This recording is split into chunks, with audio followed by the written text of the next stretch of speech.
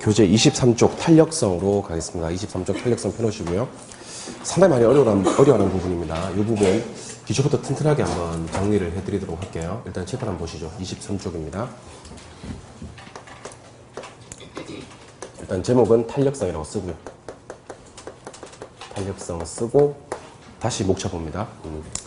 우리가 오늘 하는 파트는 경제론입니다. 경제론은 수요, 공급, 경기 변동 이렇게 두 가지 파트로 구성이 되는데 수요, 공급 이론이 중요하다 그랬습니다. 수요, 공급 이론 첫 번째는요. 수요 법칙과 공급 법칙, 수요 곡선과 공급 곡선을 봤습니다. 수요 법칙은 PQ가 비례로 움직이는 관계가 아니라 반비례로 움직이는 관계를 수요 법칙이라고 하고요.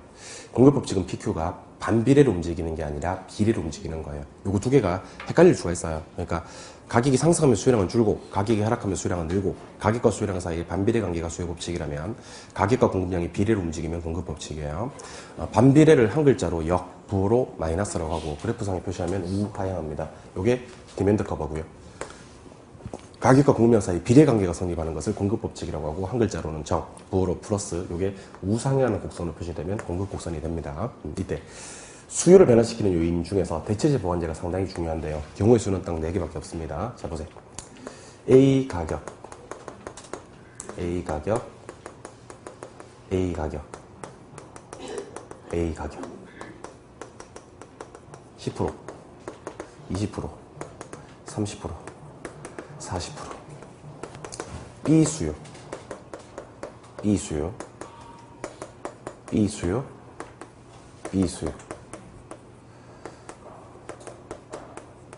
40%, 30%, 20%, 10%. 아씨, 아까워 죽겠네. 대치우겠습니다. 아우씨, 아까워 죽겠네. 아우씨, 아까워 죽겠네. 비수요. 비수요.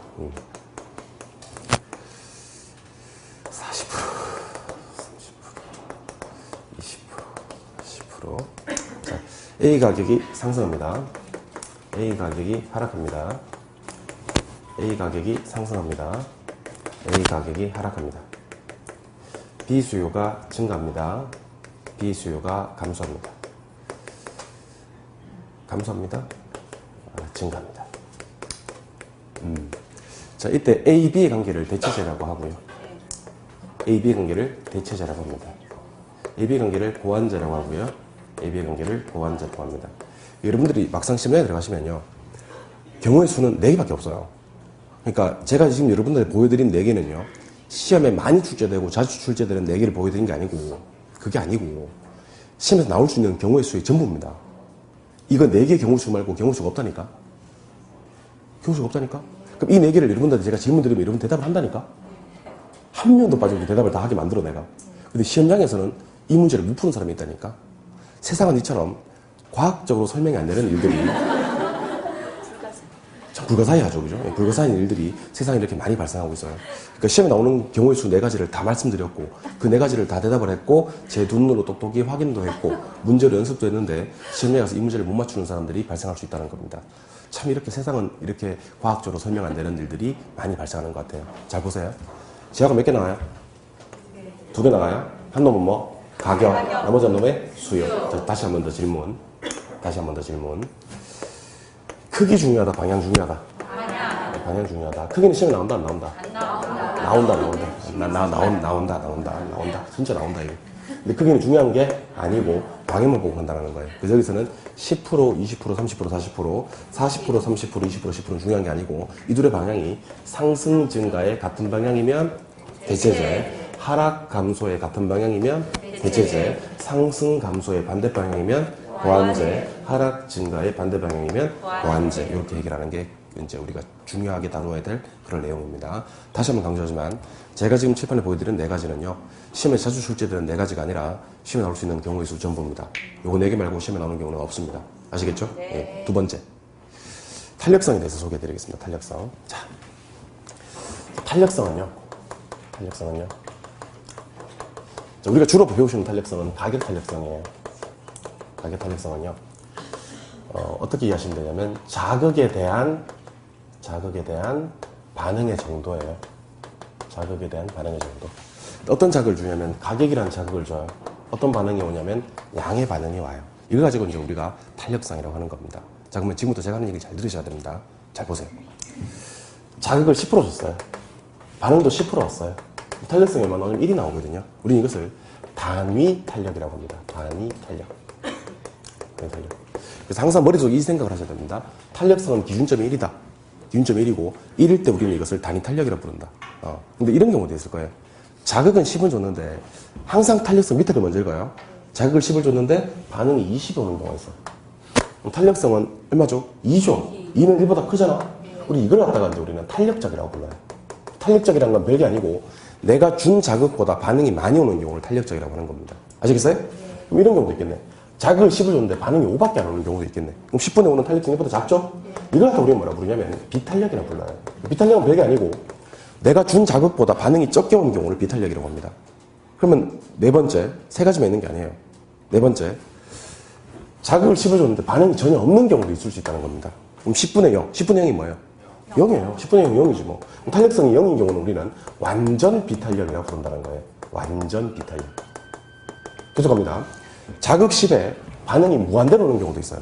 탄력성의 값은 무한대가 되고 우리 이것을 완전 탄력적이라고 얘기합니다. 뭐라고요? 그래서 탄력성 종류는 총 5가지가 나오는데 여러분 혹시 이거 이해 안 되실 수도 있으니까 제가 이해될 수 있게끔 한번 내용 전을 이렇게 한번 해볼게요. 자, 제가 만약에 우리 강의하는 사람들은 보통 이제 원래 정규 수업이 시작되면 10시부터 2시까지 수업을 하거든요. 10시부터 2시까지 수업을 하고 그 수업이 끝나고 나면 집에 가는 게 아니고 야간반 수업이 있어요. 야간반. 야간반은 이제 7시부터 한 10시 반까지 수업을 해요. 7시부터 10시 반. 그럼 여러분들이 생각해 주셔야 될 게 이제 10시부터 2시까지 수업을 진행하고 나면 그때 점심 식사를 한단 말이에요. 점심 식사를 하고 7시가 되면 야간반 수업을 하지 않습니까? 그러면 남들 퇴근할 때 또 출근을 하는 거죠. 집에 갈 수는 없으니까 보통 학원에 이렇게 있습니다. 그러면 중간에 저희가 비는 시간이 2시부터 7시까지는 빈다는 거예요. 무슨 말인지 아시겠죠? 예. 혹시 나중에 학교 가시고 선물 같은 거 사올 때 2시 이후에 오시면 돼요. 2시 이후에 오시면 7시까지 저랑 신나게 놀 수 있습니다.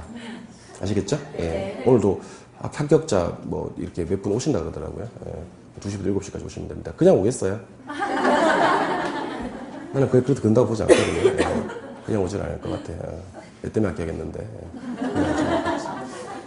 아무튼 제가 하고 싶은 얘기는 그게 아니라 10시부터 2시까지 수업을 하고 나면 이제 2시부터 7시까지는 시간이 남아요. 그 남는 시간에 이제 우리 요 평촌 주변을 배회할 수 있겠지. 배회하다가 골목길에서 교복을 입고 담배를 피는 남학생을 발견한 거예요. 5명을 발견한 거예요. 그냥 지나갈 수가 없어서 아니 이놈들 교복을 입고 말이야 담배를 피다니 하면서 한 대씩 때렸어요. 이렇게 때렸어요.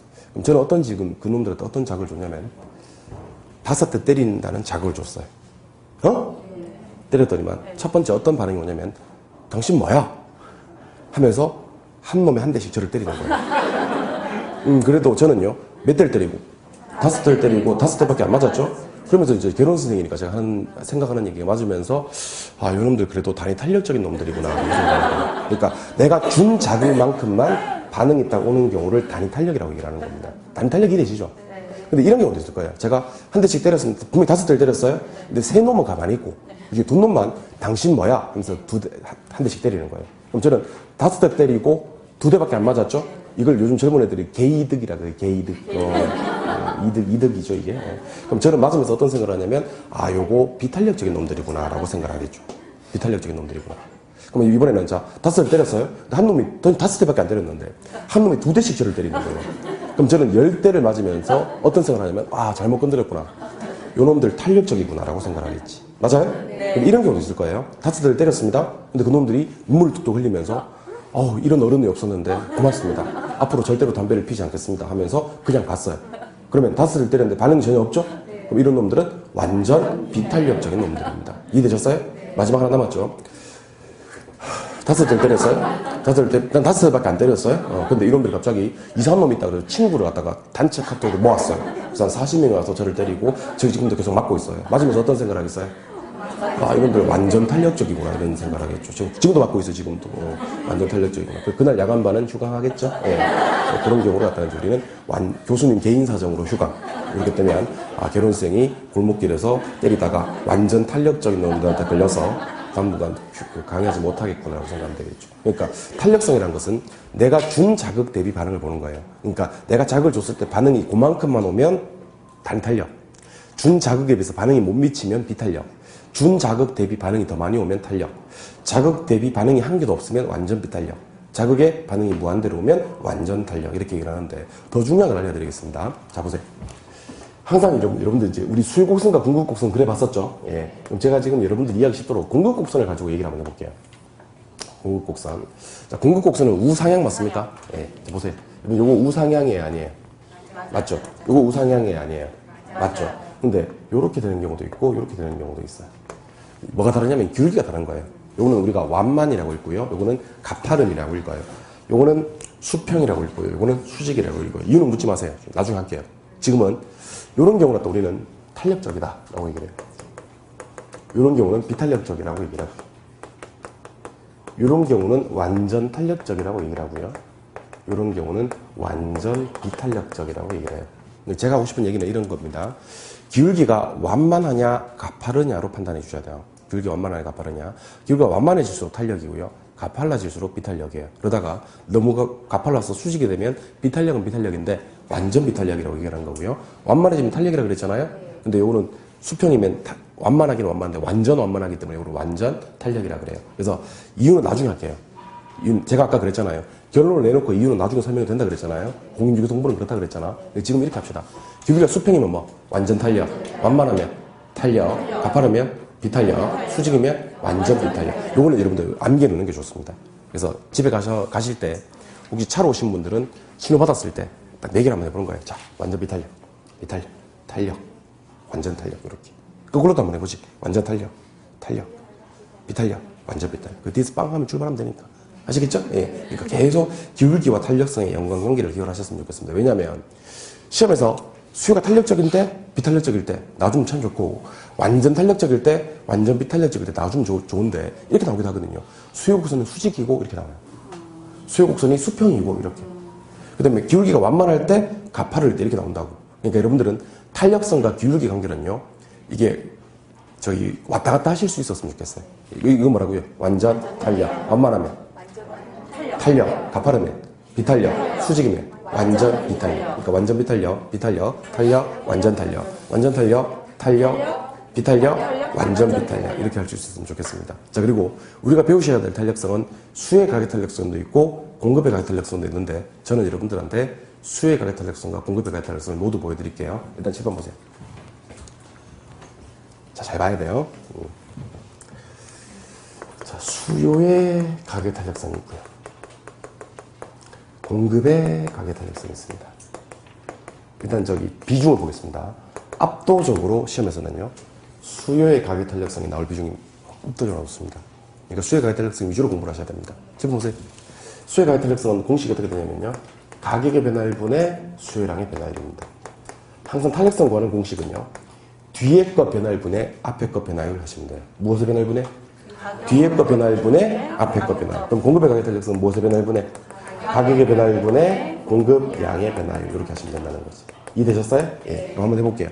가격 10% 변하고 수요량 10% 변하면 단위 탄력. 10% 변하고 20% 변하면 탄력. 10% 변했는데 5% 변하면 비탄력. 10% 변하고 안 변하면 완전 비탄력. 10% 변하고 무한대로 변하면 완전 탄력. 이렇게 하시면 됩니다. 그럼 이건 좀 이따가 하도록 하고요. 지금부터 저랑 수요의 가격 탄력성에 대해서 심도 깊은 대화를 한번 나눠보도록 할게요. 자, 만약에 제가 가격을 10% 올렸다라고 얘기를 할게요. 가격을 10% 올렸다. 그럼 가격은 플러스 10% 된 거 맞습니까? 수요량은 마이너스 20%가 되었다고 가정합시다. 20% 감소한 거 맞습니까? 탄력성 얼마냐? 마이너스 2예요.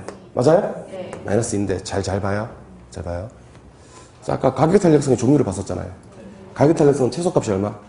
0. 최대값이 무한대. 그럼 0 밑으로가 없어요. 0 밑으로가 없다는 말은 마이너스 값이 없어요. 근데 수요의 가격 탄력성은 구하는 족족 다 마이너스 나옵니다.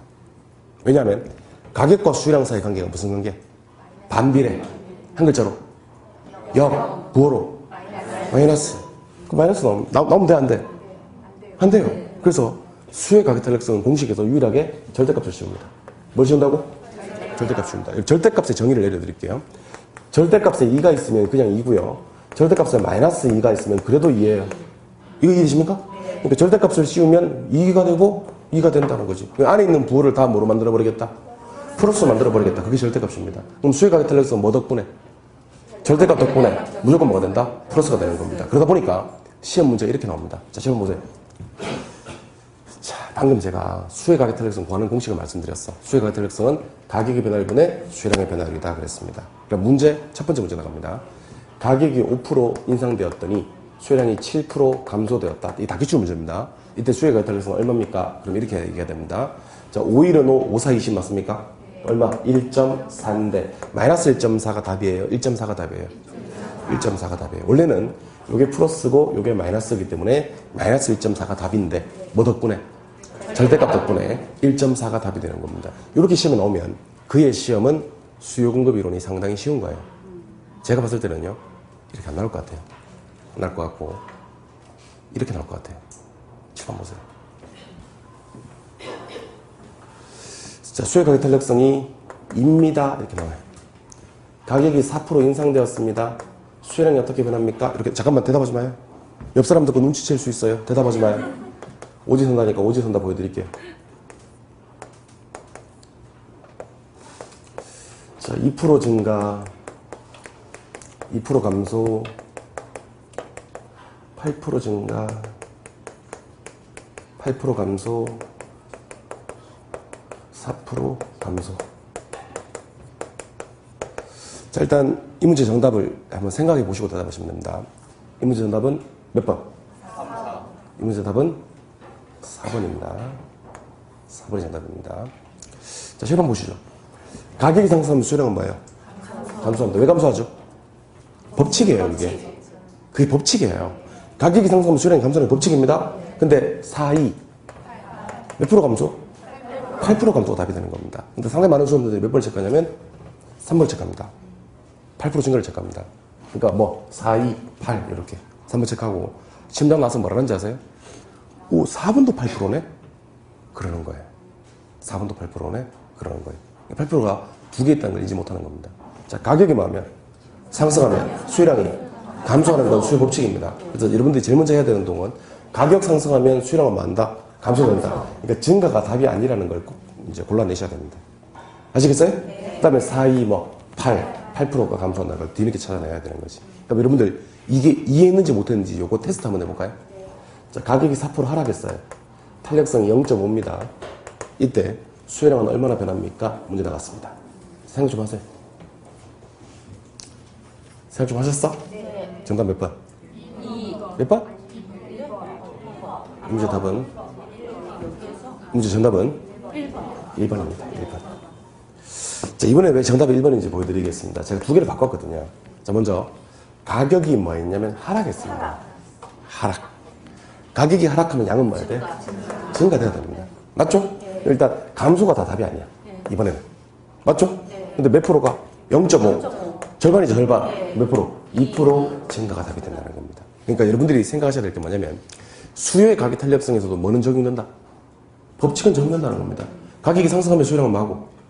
감소되고, 가격이 하락하면 수요량은 뭐 된다? 증가된다. 이 법칙은 적용되고, 그 다음에 곱하기 해주면 돼. 4, 2, 8, 4, 32 이런 식으로. 알겠죠? 자, 그런데 여러분들이 뭐를 하나 해주셔야 되면 필기를 하나 해주셔야 돼요. 어디다 필기를 해주셔야 되면 23쪽 제일 밑에 23쪽 제일 밑에 보시면 빈공간이 조금 있습니까? 빈공간이 조금 있는데 잠깐만요. 제가 저기 필기를 할 시간 드릴게요. 할 시간 드릴 테니까 구조를 좀 보고 필기를 좀 합시다. 23쪽 제일 밑에 제가 지금 뭘 필기해 드릴 거냐면 시험에 상당히 많이 나오는 기출문제 하나를 소개해 드릴 겁니다. 이 기출문제는요. 문제를 통째로 외우십니다. 아시겠죠? 출발합니다. 다 보고. 자, 문. 아파트 가격이 10% 상승하였더니 오피스텔 수요가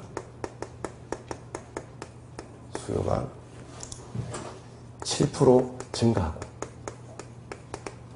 아파트 수요가 5% 감소하였다. 보고 계세요? 네. 이제 문제 물었습니다. 정답 얘기합니다. 답. 이때 아파트는 수요가 탄력적인가 비탄력적인가를 얘기하시고, 둘 중에 답을 얘기하시면 되고, 아파트와 오피스텔의 관계가 대체제인지 보완제인지를 얘기해봐라. 이렇게 문제 나옵니다. 최근 문제는요, 문제성이 어떠냐면, 작년에 나왔습니다, 이게. 올해죠, 올해. 최근 문제성이 어떠냐면, 한 문제에서 복합적으로 다 물어버립니다. 한 문제에서 복합적으로 다 물어버립니다. 일단, 여러분들, 탄력과 비탄력을 따지는 게 뭐냐면, 수요의 가격 탄력성이에요. 알겠죠? 예. 그 다음에, 아파트 오피스텔의 관계를 따지는 건 수요의 교차 탄력성입니다. 지금 제가 하고 싶은 얘기는, 수요의 가격 탄력성과 수요의 교차 탄력성을 하나의 지문에서 다 물어버리는 문제가 최근 시험에 출제가 된다는 얘기입니다. 아시겠어요? 네. 출발하겠습니다. 이 아파트는 수요가 탄력적일까 비탄력적일까? 어? 비탄력? 비탄력? 아파트 오피스텔의 관계는? 대체제? 왜 비탄력?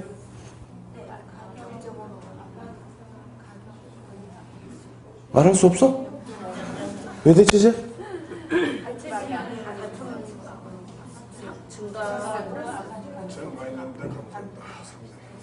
느낌이 그래 그냥? 이걸 갖다 확실하게 좀 정리하셔야 됩니다. 자, 잠깐만. 됐어. 동의하지 마세요. 그래서 내가 이제 이걸 갖다가 답은 맞아요. 답은 비탄력이고요. 답은 대체제거든요.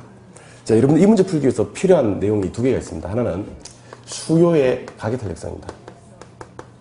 두 번째는 수요의 교차 탄력성입니다. 일단 제가 질문 드릴 테니까 칠판 보세요. 수요의 가격 탄력성을 구하는 공식이 가격의 변화율분의 수요량의 변화율입니다. 맞아요? 예. 근데 수요의 교차 탄력성은 X제 가격 변화율분의 Y제 수요량의 변화율입니다. 아니 그러면 칠판을 보시면 느끼는 바가 좀 있어야 됩니다.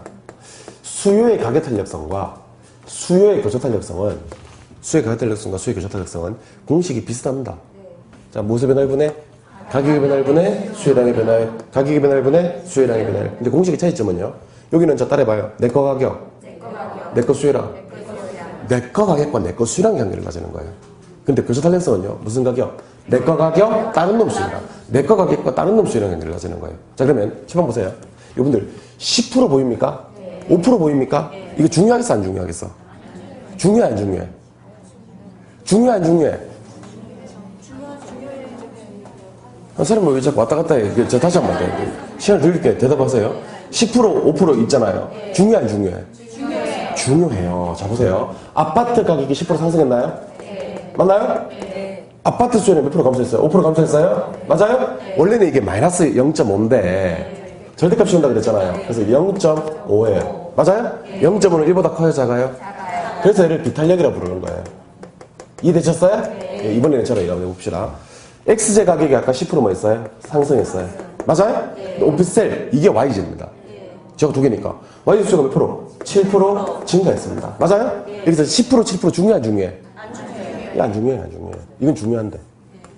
이건 안 중요한데, 안 중요해. 그럼 방향이 무슨 방향?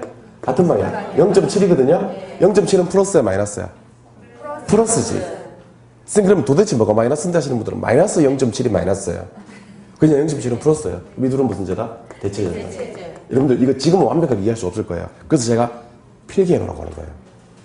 여기서부터 여기까지를 필기하는데, 자, 그 동영상으로 수업 들으시는 분들은 이걸 갖다가 필기해 주시면 돼요. 제가 좀 이따가 여기서 와서 멈춰 드릴게요. 쉴 때 여기 와서 멈춰 드릴게요. 그리고 쉬는 시간에 필기하세요. 지금 하지 말고. 지금 하고 싶어 죽겠어? 좀 쉬는 시간에 하세요. 쉬는 시간에 하시고 지금 하지 마세요. 지금 제가 설명 좀 드릴게요. 여러분 보세요. 몇 프로가 중요할 때도 있고요. 몇 프로가 중요하지 않을 때가 있습니다. 자, 어떨 때 몇 프로가 중요하고 어떨 때 몇 프로가 안 중요한지를 지금부터 소개해 드릴 겁니다. 지금부터 제가 하는 얘기 잘 들으세요. 잘 들으세요? 내 거 가격과 내 거 수요량이요. 내 거 가격과 내 거 수요량은 몇 프로 중요해 중요. 그걸 가지고 탄력과 비탄력을 판단해요. 알겠어요? 내게 10인데 제가 20이면 탄력이에요. 내게 10인데 제가 5면 비탄력이고요. 내게 10인데 쟤도 10이면 단위 탄력이라고 불러요. 그러니까 몇 프로 중요해요. 근데 중요하다고. 여기 뭐 질문 아니에요. 중요하다고. 근데 내 거 가격과 다른 놈 수요. 내 거 가격과 다른 놈 수요는 몇 프로는 안 중요해요. 둘의 방향이 같은 방향이면 대체제인 거고요. 반대 방향이면 보완제인 거예요. 선생님 근데 헷갈리게 왜 몇 프로를 계속 주는 건데 헷갈리라고 주는 거예요. 헷갈리게 그러면 안 돼요. 헷갈리라고 주는 건데 헷갈리게 그러면 안 되지. 헷갈리라고 주는 건데. 정리합시다. 지금 첫 단추가 상당히 중요해요. 처음에 안 헷갈리면 끝까지 안 헷갈려요. 처음에 헷갈리기 시작하면 앞으로 공부하면 할수록 사건은 미궁 속으로 빠집니다. 하면 할수록. 여러분 안 당해본 사람 몰라요. 하면 할수록 사건이 미궁 속으로 빠집니다. 안 당해본 사람 몰라요. 나중에는 저한테 뭐라는지 아세요? 결혼생은 일관성이 없다는 거예요. 결혼생 일관성이 없대요. 내가 저는 나름대로 일관성이 강의한다고 했는데 왜 저보고 일관성이 없다고 얘기합니까? 라고 물으면 결혼생은 어떨 때는 몇 프로가 중요하다고 하고 어떨 때는 몇 프로가 안 중요하다고 한다는 거지. 그래서 자기는 환장하겠다는 거지. 결혼생 말은 어디부터 믿어야 되고 어디부터 불신해야 될지를 알 수 없다는 거지. 그러니까 그게 첫 단추를 잘못 껴서 발생하는 불장사입니다. 잘 들으세요. 다시 갑니다. 따라하세요. 수요의 가격 탄력성. 내 거 가격. 내 거 수요량. 몇 프로 중요. 아니 똑같이 따라하라고. 이상한 소리 하지 말고 다시. 수요의 가격 탄력성. 내 거 가격. 내 거 수요량. 몇 프로 중요. 이것으로 탄력, 비탄력을 판단하니까. 하나 했어요. 따라하세요. 똑같이 따라하세요. 수요의 교차 탄력성. 내 거 가격. 다른 놈 수요. 몇 프로 안 중요. 방향이 같은 방향이면 대체제. 반대 방향이면 보완제. 다시 한번 할게요. 자, 우리가 지금 배우시는 상당히 중요한 탄력성 두 개가 있습니다. 수요의 가격 탄력성과 수요의 교차 탄력성이 있는데 수요의 가격 탄력성은 내 거 가격과 내 거 수요량을 따지는 거예요. 내 거 가격과 내 거 수요량은요. 몇 프로가 중요합니다. 방향은 한 개도 안 중요해요. 왜냐하면 어차피 절대값을 지워버리니까 한 개도 안 중요하고 요 둘의 크기가 요게 10인데 요게 5면 비탄력, 요게 10인데 요게 20이면 탄력, 요게 10인데 요거 10이면 단위 탄력이라고 판단합니다. 그런데 수요의 교차 탄력성은요. 내 거 가격과 다른 놈 수요가 나와요. 내 거 가격과 다른 놈 수요는 여기서는 몇 프로는 안 중요한 거예요. 이들의 방향이 같은 방향이면 대체제 관계고요. 반대 방향이면 보완제 관계인 거라고 생각하시는 겁니다. 따라서 아파트 가격이 나왔으면 아파트 수요량을 먼저 찾으시는 겁니다. 이건 내 거고 내 거란 말이에요. 그럴 때는 몇 프로가 중요합니다. 이게 10이고 얘가 5면 0.5라서 얘는 비탄력이라고 불러요. 근데 아파트 가격과 오피스텔 수요란 말이에요. 이거는 내 거 가격과 다른 놈 수요라는 거지. 이거는 몇 프로는 안 중요하고 얘가 상승했는데 얘가 증가했어요. 그럼 같은 방향이기 때문에 이 둘은 대체제 관계가 된다는 겁니다. 여기서 판단할 수 있는 건 비탄력이라는 것을 판단할 수 있고요. 여기서 판단할 수 있는 건 대체제라는 걸 판단할 수가 있는 거예요. 이해되셨어요? 네. 그래서 여러분들 아파트 수요의 탄력성을 따질 때는요. 몇 프로가 중요하기 때문에 0.5가 나와서 비탄력이고요. 여기서는 방향이 동일한 방향이라서 상승하고 증가했거든요. 동일한 방향이라서 대체제가 된다는 얘기입니다. 무슨 말인지 알겠습니까? 예. 수요의 가격 탄력성 이렇게 판단합니다. 다시 일로 오세요. 자, 오늘은 저희 원래 우리 인문과정 수업 3시간이지 않습니까? 그죠? 3시간인데 오늘 2시간만 합시다. 제가 목소리가 더 안 나와서 다음 수업할 때 조금 더 하도록 하고요. 오늘은 2시간만 합시다. 미안합니다. 몸 관리를 못해가지고 죄송합니다. 제가 여러분 몸이 좀 약한 편이에요. 약한 편이에요. 예, 맞죠? 몸이 좀 약한 편이라서 그렇습니다. 오늘은 좀 일찍 가시고 집에서 일찍 왔나 그러면 결혼생이 아파서 그렇다고 얘기해 주시고 알겠죠? 예, 좀 일찍 가시고 다음 주에 조금 더 하는 걸로 합시다. 예, 대신에 요거 하는 데까지는 제가 최선을 다할 테니까 제발 보세요. 자, 지금 보고 계신 게 수요의 가격 탄력성입니다. 수요의 가격 탄력성은 가격을 변화시켰을 때 수요량이 얼마나 변하는 건데 생각되는 말이 내 거 가격과 내 거 수요량입니다. 몇 프로 중요해요, 안 중요해요? 중요한데 이걸 제가 여러분들 이해하기 쉽도록 그림으로 한번 표현해 드릴게요. 그림으로. 자, 보세요. 통상적으로 가격이 상승되면 수요량은 늘어요, 줄어요? 줄어요? 왜 줄어요? 법칙이에요. 그게 가격이 올라가면 수요량이 줄는다는 게 법칙인데 제가 여러분들 수요량이 줄는 그림을 갖다가 조금 역동적으로 또는 입체적으로 한번 그려보겠습니다. 자, 가격이 올라뜨리면 수요량이 줄긴 줄는데 이렇게 줄어요. 두 번째는 가격이 올라뜨리면 수요량이 줄긴 줄는데 이렇게 줄어요. 첫 번째는 가격이 올랐을 때 수요량이 많이 줄어요, 적게 줄어요? 많이 줄어요? 그럼 이거는 수요가 탄력적인 거예요. 두 번째는 가격 올렸을 때 수량이 줄긴 줄었는데 별로 안 줄었죠. 도망을 많이 못 갔죠. 이걸 수요가 비탄력적이라고 그래요. 이해 안 되시는 분들 한 번 더 소개해드리겠습니다. 잘 들어서요. 가격을 내립니다. 가격을 내리면 수량은 늘어요, 줄어요? 늘어요. 왜 늘어요? 법칙이에요, 그게. 그런데 첫 번째는 많이 사러 왔죠. 이거는 수요가 탄력적인 겁니다. 두 번째는 조금밖에 안 사러 왔죠. 이거는 수요가 비탄력적인 겁니다. 그럼 지금부터 저랑 어떨 때 수요가 탄력적이고 어떨 때 수요가 비탄력적인지를 한번 대답해 보세요. 가격 올렸을 때 도망 잘 가면 탄력, 잘 못 가면 비탄력. 가격 내렸을 때 많이 사러 오면 수요가 탄력, 조금밖에 안 사러 오면 수요가 비탄력. 이것도 이번 시험에 나왔었는데 칠판 보세요. 그러면 어떨 때 수요가 탄력적이고 어떨 때 수요가 비탄력적인지를 한번 확인해 보겠습니다. 제일 중요한 건 대체제입니다. 그러니까 이게 빠지는 데가 없다고, 이게. 대체제가. 자, 대체제가 많으면 도망가기가 쉬워, 어려워? 쉽죠. 수요가 탄력적이에요. 대체제가 적으면 도망가기가 쉬워요, 어려워요? 어려워요. 수요가 비탄력적입니다. 무슨 말인지 알려드리겠습니다. 잘 보세요. 콜라하고 쌀하고 비교해드릴게요. 자, 콜라는 대체제가 많아요, 적어요? 많죠? 사이다, 환타, 밀키스, 오란시, 한바사. 이게 무슨 많습니다, 이게. 근데 콜라 가격이 500원이에요. 사이다 500원, 환타 500원, 밀키스가 500원이에요. 근데 콜라 가격을 500원에서 550원 올렸어요. 달랑 50원 올렸어요. 그럼 콜라 먹던 사람들 1번은 사이다, 1번은 환타, 1번은 밀키스 다 도망가 버리겠죠. 뭐가 많으니까? 대체제가 많으니까 많이 줄일 수가 있는 거예요. 반대로 콜라 가격을 450원으로 떨어뜨리는 순간 반대 상황이 발생합니다. 사이다 먹던 놈이 어디로? 콜라로. 환타 먹던 놈이 콜라로. 밀키스 먹던 놈이 콜라로. 가격 올렸을 때 도망 잘 가네. 내렸을 때 많이 사러 오네. 수요가 탄력적입니다. 근데 쌀 한 20kg 한 가마니 예를 들면 5만 원이라고 합니다. 5만 원. 5만 원 정도 하잖아. 더 비싸나? 쌀이 얼마인지 몰라요? 아, 모르는구나. 평균 한 5만 원 정도 하고요. 고시가리? 예, 그런 쌀은 한 6만 원 정도 하는 것 같아요. 몰라요? 모르는구나. 5만 원 정도 해요. 근데 쌀랑 마땅한 대체제가 없죠. 그래서 가격 올린다 하더라도 수량이 많이 줄일 수가 없어요. 7만 원 해도 많이 줄일 수가 없어요. 반대로 쌀 5만 원 하던 걸 50% 대박엔 세일 2만 5천 원 한다 하더라도 하루에 3끼밖에 못 먹는 걸 갖다가 뭐 6끼, 7끼 먹을 수도 없잖아. 쌀이 쌀 때는 애들 뭐 10끼씩 먹여버리고 막 애들 오바이트 하고 막 더 이상 못 먹겠어요. 먹어. 쌀이 싼데 먹어. 막 그렇게 할 수는 없다는 거죠. 그러니까 비싸다고 많이 줄일 수도 없고 싸다고 많이 늘릴 수도 없는 게 비탄력적인 거예요. 알겠죠? 다시 결론. 대체제가 많으면 도망 잘 가요? 수요가 탄력. 대체제가 적으면 도망 잘 못 가요? 비탄력. 자, 그러면 제가 장기와 단기로 한번 얘기해 볼게요. 시간을 충분히 주면 도망가기가 쉬워, 어려워? 쉬워. 수요가 탄력적이에요. 근데 시간을 조금밖에 안 줬어. 단기에 수요가 뭐예요? 비탄력적인 겁니다. 그래서 이걸 한 세트로 묶어서 공부하세요. 시간을 충분히 주면 언제는 장기에는 대체제를 많이 만들어낼 수가 있으므로 수요가 많지만 탄력적이지만 시간을 조금밖에 안 줬어. 언제는 단기에는 대체제를 많이 못 만들어내므로 수요가 비탄력적이다. 이렇게 공부하시면 된다는 겁니다. 안 어렵잖아요. 다시 시간을 충분히 줘서 대체제가 많아지면 수요는 많고 탄력적이고 시간을 조금밖에 안 줘서 대체제가 적으면 수요는 비탄력적이다. 이렇게 보시면 되는 겁니다. 아시겠어요? 이번에는 용도 전환.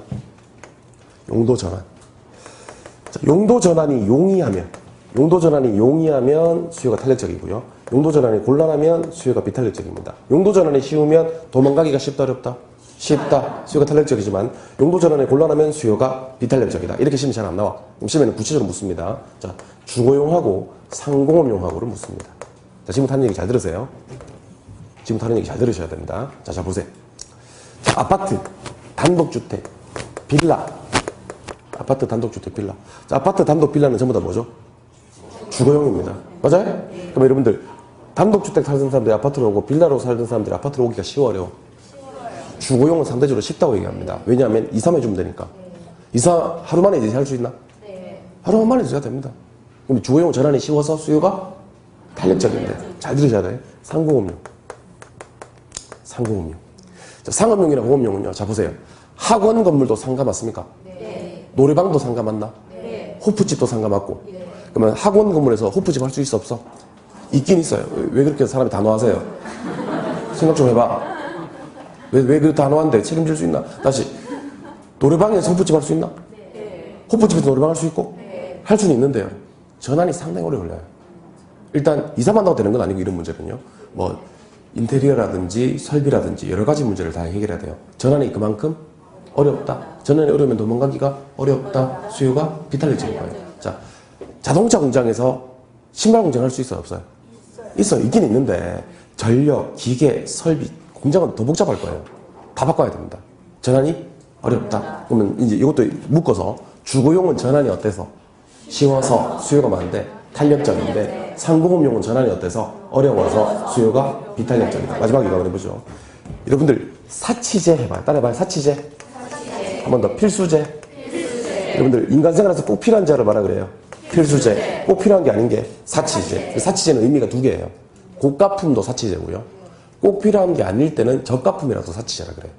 알겠죠? 그 사치제의 의미는요. 꼭 비싼 것만 사치제라고 하진 않아요. 왜냐하면 꼭 필요하지 않은 거일 때 사치제라 그래요. 예를 들면 요분이요. 요분이 빨간색 볼펜, 똑같은 회사에서 나온 빨간색 볼펜만 10자루 가지고 계신 거예요. 그래서 제가 이번에 뭐라고 하냐면 9자루는 사치 아닌가요? 이렇게 얘기할 수 있다는 거지. 아니 그러니까 저기 꼭 비싼 것만 사치제가 아니라고. 꼭 필요하지 않은 재화를 우리는 사치제라고 하는 거라고요. 알겠죠? 사치제 같은 경우는 싸면 뭐 필수제 같은 경우는요. 비싸다고 줄이고 싸다고 많이 사놓고 그럴 수 없는 건데 사치제는 비싸면 안 사도 돼. 쌀 때 많이 사놓으면 되고요. 맞아요? 그런 재화를 사치제라고 하는 겁니다. 사치제는 아까 볼펜같이 싸면 많이 사놔도 되는 거예요. 비싸면 안 사도 되는 거고 꼭 필요한 재화가 아니니까 그런 거예요. 이해되셨어요? 예. 그럼 결론 냅시다. 자, 요걸 갖다가 지금 여러분들이랑 저랑 암기합시다. 암기할 수 있겠어요? 네. 할 수 있습니다. 저한테 배우면 원래 이해와 동시에 암기가 돼요. 제 수업의 특징이에요. 자, 대체제가 많으면 다 암기되는 건 아니에요. 일부만 되는 것 같아요. 대체제가 많으면 탄력, 적으면 비탄력, 단기에는 비탄력, 장기에는 탄력, 전환이 쉬우면 탄력, 전환이 곤란하면 비탄력, 상공업용은 비탄력, 주거용은 탄력, 사치제는 탄력, 필수제는 비탄력. 이렇게. 그러니까 뭐 책 있는 거 책 갈 필요도 없어, 나 사실은. 그러니까 여러분들 머릿속에 가격 올렸을 때 도망 잘 가면 탄력이지. 가격 올렸을 때 도망 못 가면 비탄력이지. 대체제 많으면 도망 잘 가니까 탄력. 그 다음에 장기일 때는 대체제 많이 만들어낼 수 있으니까 탄력. 전환이 쉬우면 탄력. 대표 부동산이 주거용은 탄력. 사치제는 꼭 필요한 재화가 아니니까 탄력. 반면 대체제가 적으면 도망 잘 못 가. 비탄력. 그래서 단기에는 비탄력이지. 전환이 곤란한 게 비탄력인데 상공업용이 전환이 곤란해. 비탄력. 필수제는 꼭 필요한 재화이기 때문에 도망을 잘 못 가. 비탄력. 이렇게 얘기하시면 되는 겁니다. 아시겠어요? 네. 다시 오세요. 우리가 이번 시간에 뭘 배운다고 그랬어요? 탄력성 배운다고 그랬습니다. 맞아요? 근데 저랑 딱 따져본 게 일단 첫 번째 수요의 가격 탄력성을 배우셨어요. 기억나시죠? 수요의 가격 탄력성은 가격의 변화율 분의 수요량의 변화율인데 마이너스 부호를 없애기 위해서 절대값을 씌운다 그랬어요. 맞아요? 제가 한번 대답 한번 해볼래요? 이건 무슨 가격? 내거 가격. 이거 뭐? 내거 수요량. 내거 가격과 내거 수요량의 관계가 수요의 가격 탄력성입니다. 그럼 좀 이따가 내거 가격과 다른 놈 수요량도 나오겠네? 그걸 좀 이따 염두에 두도록 하고. 자, 잘 갑니다. 자, 내거 가격과 내거 수요량의 관계가 보세요. 요거 10%, 요거 10% 그러면 뭐예요? 단위 탄력. 단위 탄력. 요거 10%, 요거 20% 붙으면 탄력. 10%, 5%. 비탄력. 10% 무한대. 완전 탄력. 10% 0. 완전 비탄력. 그래서 결국 탄력성의 종류는 5가지밖에 없는 거예요. 1일 때는 단위 탄력. 1보다 작으면 비탄력. 1보다 크면 탄력. 0이면 완전 비탄력. 무한대면 완전 탄력. 근데 요것과 기울기를 연결할 수 있어야 돼. 완전 탄력적일 때는 수평, 탄력적일 때는 완만, 비탄력적일 때는 가파른, 완전 비탄력적일 때는 수직. 이렇게 기울기와 탄력성의 관계 설정을 하실 수 있어야 됩니다. 여기까지 됐습니까? 두 번째, 수요의 가격 탄력성을 탄력적으로 만드는 요인과 비탄력적으로 만드는 요인을 한번 정리해보죠. 자, 가격 올렸을 때 도망 잘 가면 탄력이고 도망 잘 못 가면 비탄력이죠. 대체제가 많고 장기고 전환이 용이하고 주거용이고 사치제면 꼭 필요한 게 아니라서 수요가 탄력적으로 움직이는 반면 대체제가 적고 단기고 전환이 곤란하고 상공업용이고 필수제이면 수요가 비탄력이다. 수요의 가격 탄력성에서도요. 수요 법칙은 적용이 됩니다. 가격 상승하면 수요량은 뭐하고 감소하고 가격 하락하면 수요량은 증가합니다. 만약에 가격이 4% 상승했을 때 탄력성이 2라면 일단 수요량은 증가된다, 감소된다? 감소된다. 왜요? 법칙이에요. 가격이 상승하면 수요량이 감소되는 게 몇 프로 감소된다? 8% 감소된다. 이게 수요 법칙이었다. 이게 기억납니까? 그러면 자, 두 개 바꿉니다. 요거 0.5고 요거 하락했다라고 할게요. 가격이 하락하면 수요량은 뭐 한다? 증가된다. 몇 프로 증가된다? 2% 증가된다. 왜 2%밖에 안 증가된다? 탄력성이 0.5니까. 양은 왜 증가된다? 가격이 뭐 있으니까? 하락했으니까. 맞아요? 요거랑 비교해야 될 게 수요의 교차 탄력성입니다. 수요 교차 탄력성은 절대값 없이 XJ의 가격 변화율 분의 YJ의 수요량의 변화율입니다. 기억나십니까? 예, 근데 요거는 몇 프로 중요 안 중요? 중요합니까? 예, 몇 프로 중요합니다. 요거는 크기는 중요합니까? 안 중요합니까? 안 중요합니다. 뭐가 중요합니까? 방향이 중요합니다. 맞아요? 예. 같은 방향이면 무슨 제? 대체제. 반대 방향이면 보완제. 그래서 XJ 가격이 상승하고 YJ 수요가 증가되면 대체제. XJ 가격이 하락하고 YJ 수요도 감소되면 대체제. XJ 가격이 상승하였으나 YJ 수요가 감소되면 보완제. XJ 가격은 하락하였으나 YJ 수요가 증가되면 보완제. 그래서 일로 봅시다.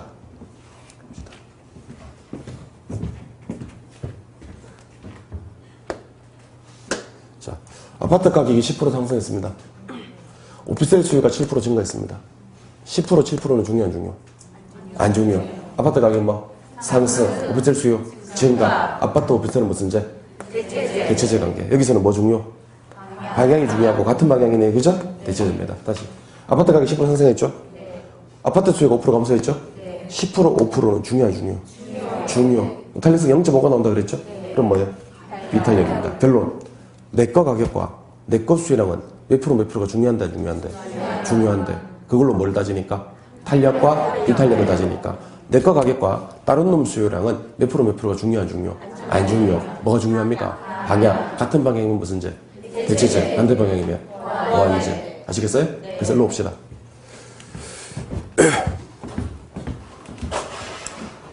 그러니까 이게 진도 나오는 게 중요한 게 아니에요, 여러분들.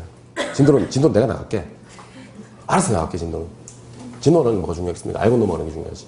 안 그렇습니까? 그러니까 자꾸 지난주에 했던 걸 다음 주 오면요. 오늘 했던 거 또 다 복습시켜드릴게요. 다 복습시켜드리고 진도 나가겠습니다. 진도가 뭐가 중요하겠습니까, 진도가? 입문 과정에서. 진도가 중요한 게 아니고 하나라도 알고 하는 게 중요합니다. 알겠죠? 네, 암기까지 시켜드리겠습니다. 저 다시. 손가락 2개 꺼내봐요. 꺼냈어요? PQ 해봐요. 이게 뭐예요? 가격이고요. 요게 양입니다. 아직 수요량인지 몰라요. 이게 양이에요. PQ가 요래 움직이면 무슨 법칙? 수요 법칙. 3글자. 반비례. 1글자. 0, 부호, 마이너스. 그래프에 표시하면 우하양. 까먹었네. 우하양. 또 PQ 꺼내봐요. 꺼냈어요? 이렇게. PQ 요래 움직이면 무슨 법칙? 공급 법칙. 1글자로. 정. 1글자로. 정. 2글자로. 비례. 부호로. 플러스. 그 그래프상에 표시하면 우상향. 수요곡선은 우하향이고 공급곡선은 우상향입니까? 만나는 점은 균형입니까? 균형에서는 균형 가격과 균형 양률 증가입니까? 가격은 상승 하락이라고 표현하고 양은 증가 감소라고 표현합니까? 심심할 때는 균형에서 8개 빵 돌아가면서 우리 상승 증가, 불변 증가, 하락 증가, 하락 불변, 하락 감소, 불변 감소, 상승 감소, 상승 불변 한번 해보자 그랬죠? 두 번째. 대체제와 보완제 한번 보도록 하겠습니다. 자, 대체제 보완제 뒤에 한 놈도 수요, 나머지 한 놈도 수요가 뜨면 상식으로 문제를 푸는데 시험이 안 나옵니다.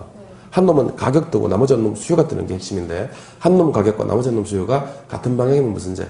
대체제. 반대 방향이면 보완제. 천천히 대답해봐요. 대체제 가격이 상승하면 내거 수요는 증가됩니다. 대체제 가격이 하락하면 내거 수요는 감소됩니다. 보완제 가격이 상승하면 내거 수요는 감소됩니다. 보완제 가격이 하락돼야 내거 수요가 증가됩니다. 탄력성입니다.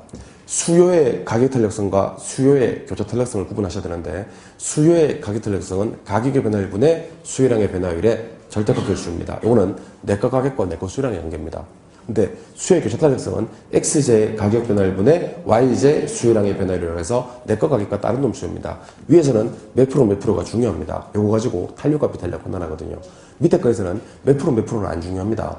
한 놈의 가격과 나머지 놈의 수요가 같은 방향이면 대체제, 반대 방향이면 보완제를 따지는 거거든요. 요 놈이 변했을 때 법칙도 적용이 됩니다. 가격 상승하면 수요량은 감소, 가격 하락하면 수요량은 증가. 몇 프로 변했는지는 곱하기해서 적용하시면 됩니다. 어떨 때 수요가 탄력적이고 어떨 때 수요가 비탄력적인지를 아셔야 되는데 대체제가 많고 장기고 전환이 쉽고 주거용이고 사치제면 수요가 탄력적이면 나가는 대체제가 적고 단기고 전환이 곤란하고 상공업용이고 필수제면 수요는 비탄력적이다 하시면 됩니다. 알겠죠? 예. 교재를 보면서 한 번 더 정리를 할게요. 교재 페이지 23쪽.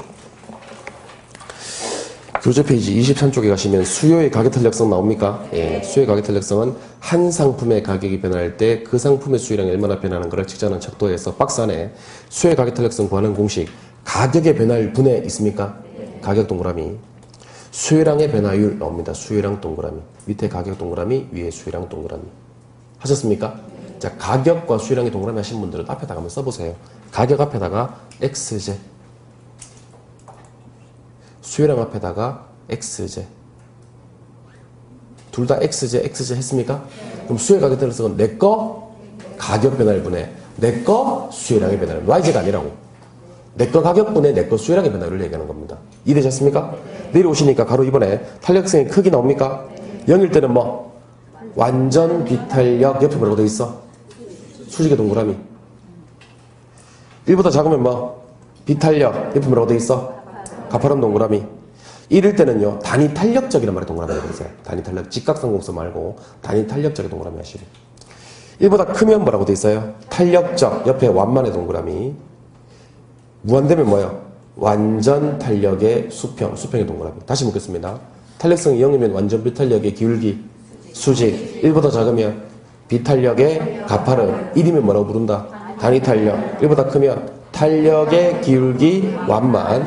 1보다 무한되면 뭐예요? 완전 탄력의 기울기, 수평입니다. 이거 암기하셔야 됩니다. 예, 한 장 넘겨볼게요. 한 장 넘겨보시면 24쪽에 가로 3번 수요의 가격 탄력성 결정 요인 나옵니다. 자, 이런 거 공부하는 방법 알려드릴게요.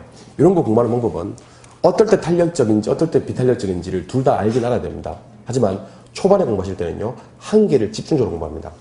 한 개를 집중적으로 공부하고 나머지는 반대로 공부합니다. 그래서 우리 이번에는 왼쪽에 어떨 때 탄력적인지만 확인할게요. 아시겠어요? 네. 대체제 마늘 다자 동그라미.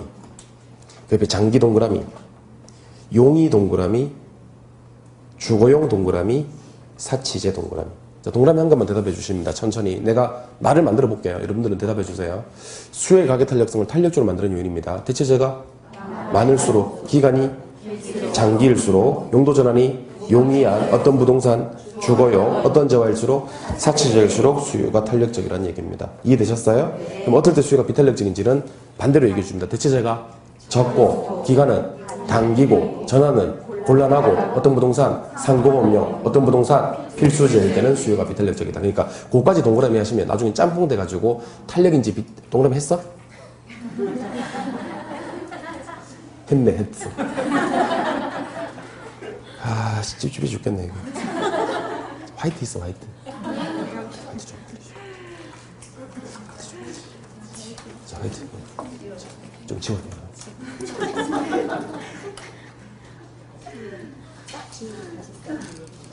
아, 지우지 마. 아, 찝찝해. 아무튼, 오른쪽을 이미 하신 분들은 이미 베린 뭐 어쩔 수 없고요. 예. 왼쪽에 이렇게 두 개 비교하는 것은 한 놈으로 집중적으로 공부하시는 거예요. 알겠죠? 나머지 한 놈 반대 이렇게 공부해 주시는 겁니다. 3번은 내려가시니까 수요의 교차 탄력성이라고 되어 있습니까? 요거는 아까 했어, 안 했어? 했죠? 수요의 교차 탄력성 있고. 오른쪽에 공급의 가격 탄력성은 아직 손대지 마세요. 공급의 가격 탄력성은 나중에 수요의 가격 탄력성을 완벽하게 이해한 뒤에 정리를 하도록 하겠습니다. 다시 앞으로 한 장 넘기세요. 다시 앞으로 한 장 넘기시면 23쪽 제일 밑에, 23쪽 제일 밑에 빈 공간이 있습니까? 23쪽 제일 밑에 빈 공간에다가 여러분들은 요거를 필기하십니다. 23쪽 제일 밑에 빈 공간에다가 요거를 필기하십니다. 필기하시면서 제가 총정리 한 번만 더 해드릴 테니까, 오늘 수업했던 거 총정리 한 번만 더 해드릴 테니까 들으시기 바랍니다. 요거 필기하십니다. 하시면서 제가 총정리 한 번 더 합니다. 필기하세요 지금. 23쪽 제일 밑에다가 일 필기하시라고. 한글자도 빠짐없이. 그래 필기하시고 문, 답 해가지고요. 요건 해설이에요. 밑에 건 해설. 자, 총정리 한번 해드립니다. 자, 복합 개념의 부동산은요, 법률적, 경제적, 기술적 측면의 부동산을 말합니다. 복합 부동산은 토지와 건물을 일체로 처리하는 거고요. 그래서 토지, 건물 일체는 복합 부동산, 법경기 측면의 부동산은 복합 개념의 부동산, 이렇게 생각하시면 됩니다. 법률적 측면의 부동산은 협의광인데, 협의광이 둘 다에 토지와 그 정, 정보를 넣어놓고 중부동산 없으면 협의, 있으면 광의로 정리합니다. 준부동산은 등기등록의 공시방법을 갖춤으로써 부동산에 준하여 취급되는 것들로 기계, 재단, 기타가 있으며 얘네들은 부동산처럼 저당가 설정할 수도 있고요. 감정평가의 목적물이 되기도 합니다.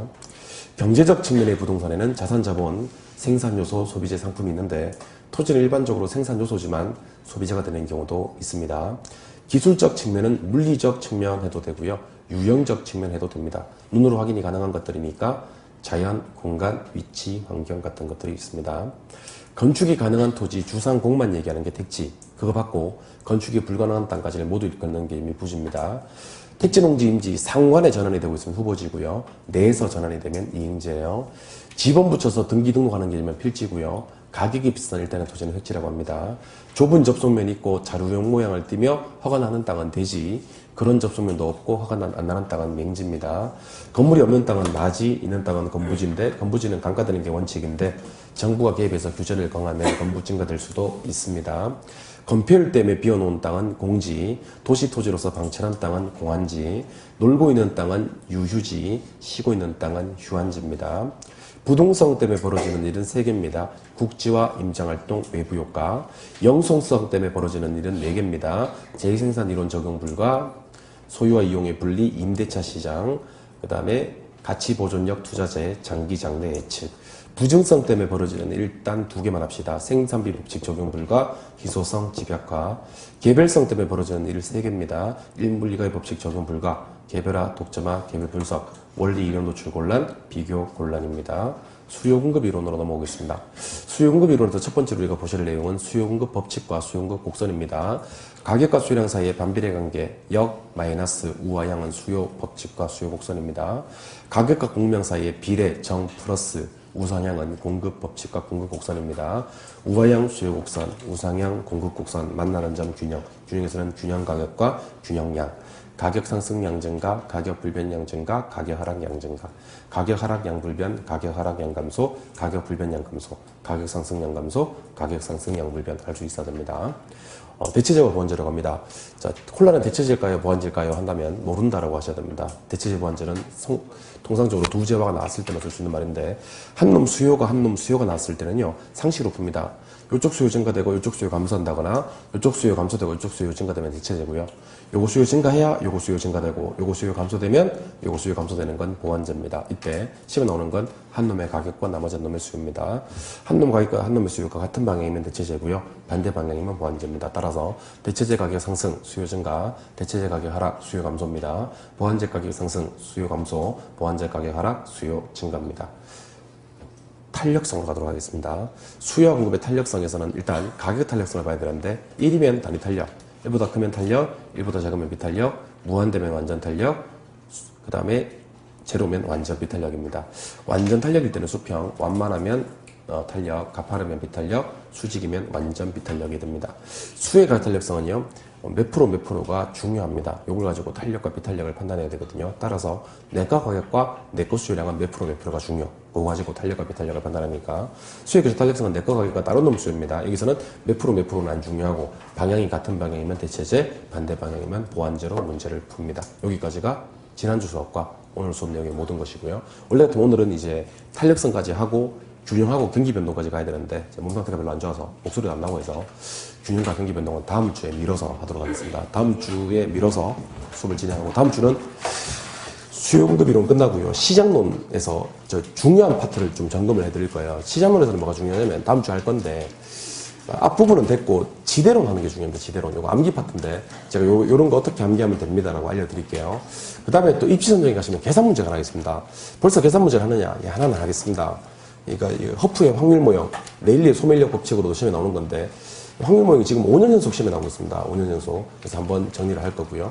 부동산 정책론까지도 여유가 되면 한번 가보도록 하겠습니다. 그래서 다시 한번 강조하지만 입문과정에서는 입문되는 내용만 수업하는 게 아니고 시험에서 다루어질 수 있는 중요한 파트 위주로 해서 수업을 진행할 거니까 절대로 지각하거나 결석하지 마시기 바랍니다. 아시겠죠? 예. 오늘은 죄송합니다. 일찍 맞아서 다음 주에 좀 더 하는 걸로 그렇게 수업 진행하도록 하겠습니다. 고생하셨고 다음 주까지 괜찮은 주 되시기 바랍니다. 수고하셨습니다.